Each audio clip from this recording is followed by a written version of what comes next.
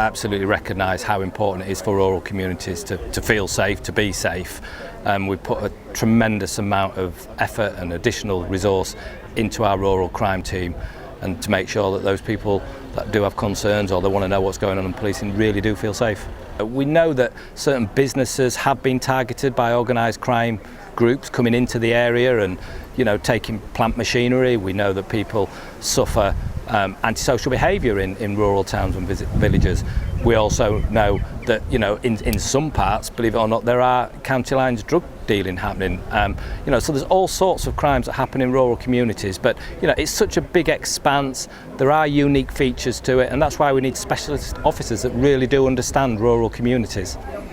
So the NFU represent farmer and grower members across Dorset, so we collaborate quite well with the police. We feed back member issues, so rural crime and on-farm crime is quite an issue for members. Hair coursing, kind of theft of agricultural machinery and things is quite a big issue for our members, so we feed that back in. If there are any issues where they haven't had a correct police response or need better engagement, then we liaise with the police and work with them to kind of improve policing for our members. When I was a candidate, one of the things that I was really invested in was understanding the rural crime pattern, and I knew that in Dorset we only had 2 and then 3 in the rural crime team, which are the experts on rural crime, wildlife crime and heritage crime. Today, we are not only announcing a van, the rural engagement van, which will help greater connectivity with our rural areas, but there's been a significant uplift in the rural crime team.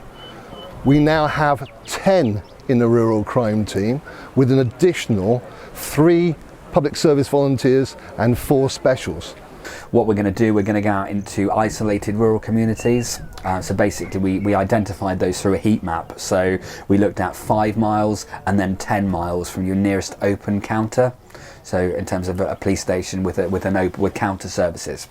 And then we're basically looking to plug the gap. One of the really good things about today is that we're bringing people together.